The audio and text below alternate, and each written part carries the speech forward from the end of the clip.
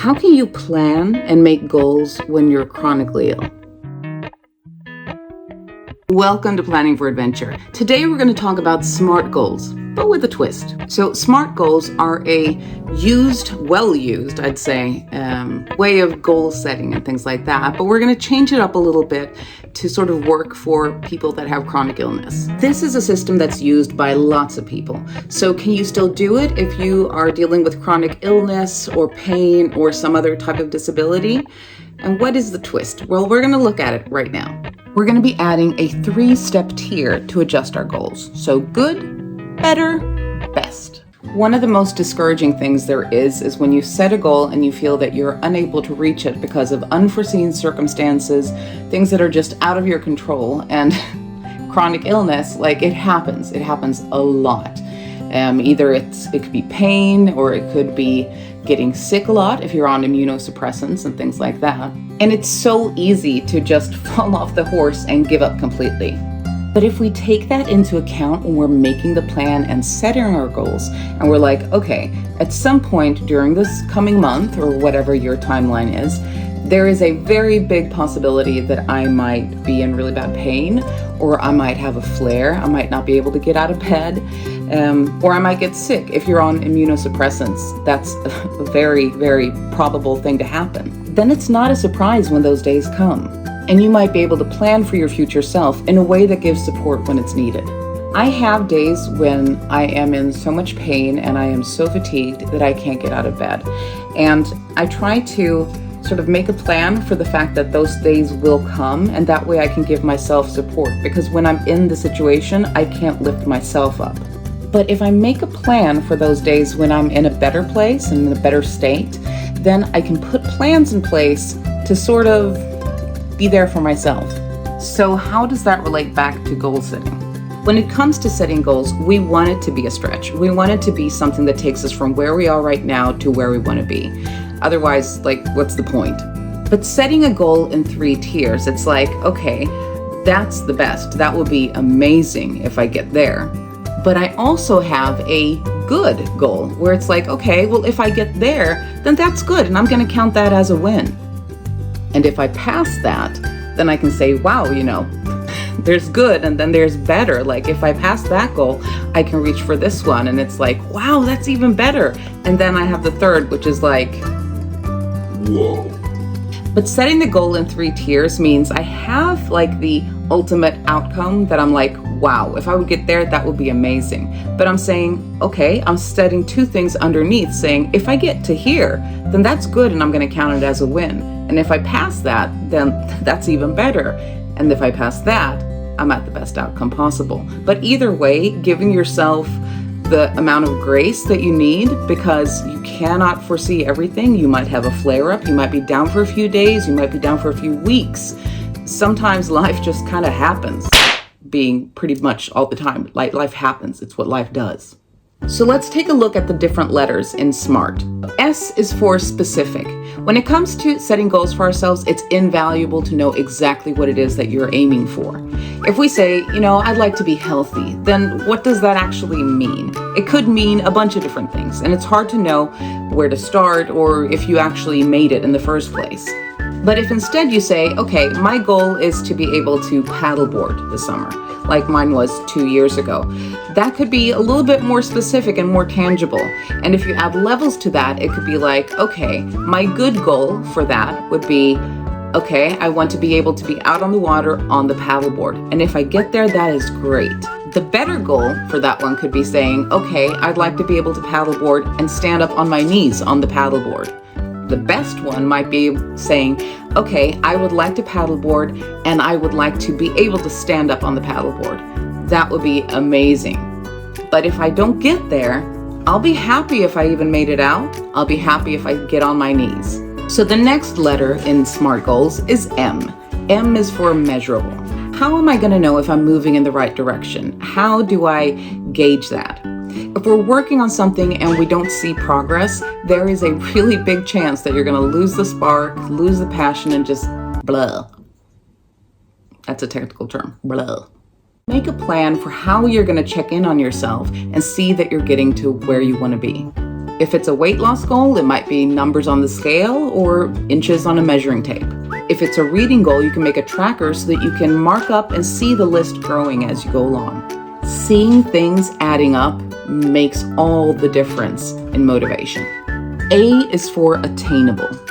Okay, so when it comes to setting goals, we do want to make a goal that is a little bit, I wouldn't say out there, but a little bit of a stretch so that you're moving towards something.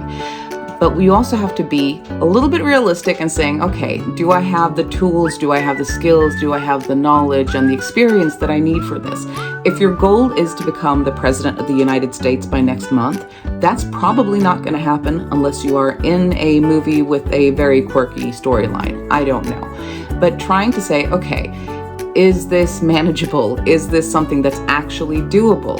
And if it's a situation where you're like, okay, well, I'd like to be able to get from point A to, that whatever your end goal is, then maybe you need to break it down into smaller pieces if it's something that is truly a dream and something that you want to reach for.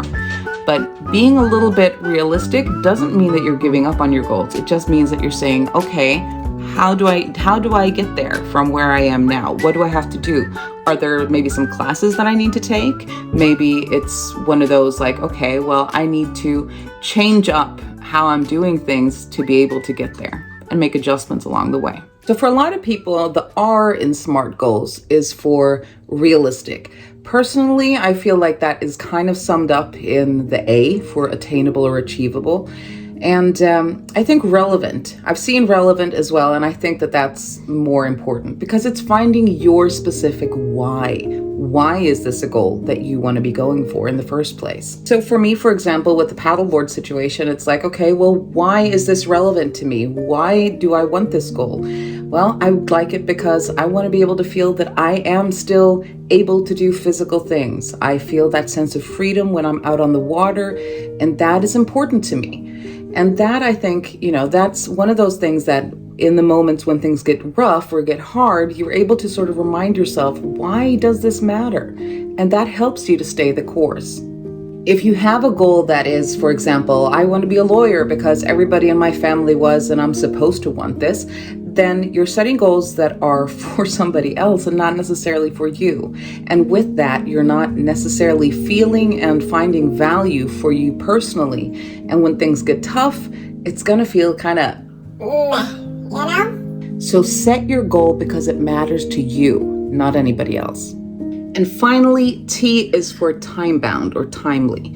Having a deadline is so important. Having a fixed timeline helps you to keep that drive going. Because if you don't really have a plan for when this is going to happen, then it's easy for us to procrastinate and be like, well, I'll make those healthy choices tomorrow or whatever. But if you kind of see a timeline or have that sort of in your head, it's easier. Before, I've kind of done things in 6-month increments, sort of setting a goal for myself for the summer and a goal by New Year's.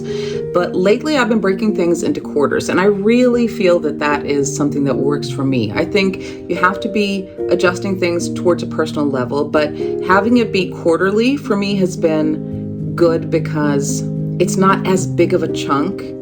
And I feel like if you make super big goals that are like, I'm going to do this in a year, it can get like you can run out of steam along the way. And I need to stop a little bit more often and sort of check in. Am I heading in the right direction? And I really think that the question of being in the right direction, that is the key.